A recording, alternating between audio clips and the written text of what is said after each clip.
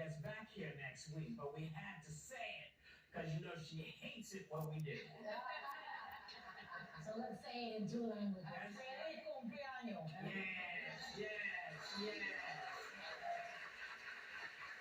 So apparently the midterms are right around the corner, and according to the Washington Post, there are currently 299 Republican candidates running who are still pushing the lie that the 2020 presidential election was stolen.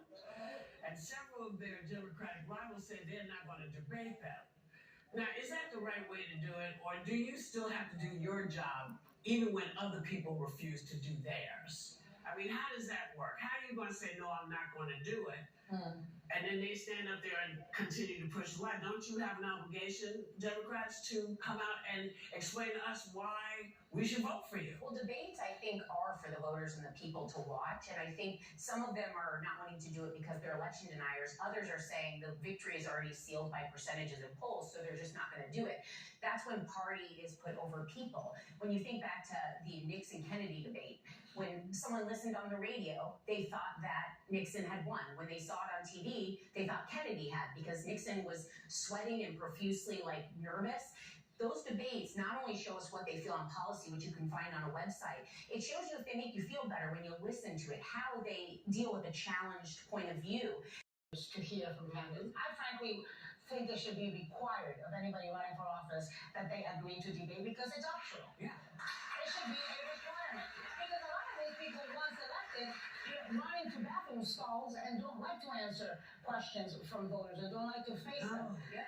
Look, the Kennedy-Nixon debate, I remember Mike Pence's fly on his head. I remember the Kamala, Mike Pence debate. I remember a lot of them because I think it's really important. I was on the debate team. I've said that before. But the problem is that now the majority, it's just not a minority, the majority of the GOP nominees, that's 299, are all election deniers. Yeah. To win over the voters, because the problem that my party is dealing with right now is many of the Republican voters believe the election lies. So I actually think it's really powerful when people go on stage and challenge them. Liz Cheney knew she was going to lose most likely by the time she did her debate, but she still knocked down each of the election myths and lies her opponents ran against her. So I think it's very important. It's also just a duty to show up. We live in an environment where more and more politicians are retreating into their partisan corners. So Governor Kemp, which was a few years ago, but it recently went viral, where he says something and she just takes him down 5 notches. In fact, let it play out in front of her eyes. Yeah, but that was the voters. But she came up and showed up, and they all had to put it out there. Let us decide. And frankly, if Donald Trump runs again, I really hope Liz Cheney runs, and I hope that they debate so that there is a Republican with a fine and with conviction and with proof on her side, calling him out and fact-checking him on the moment. Because remember what a bully he was with Hillary? What's interesting is he isn't a terrible debater, believe it or not. He looked terrible to me. Well, he looked terrible.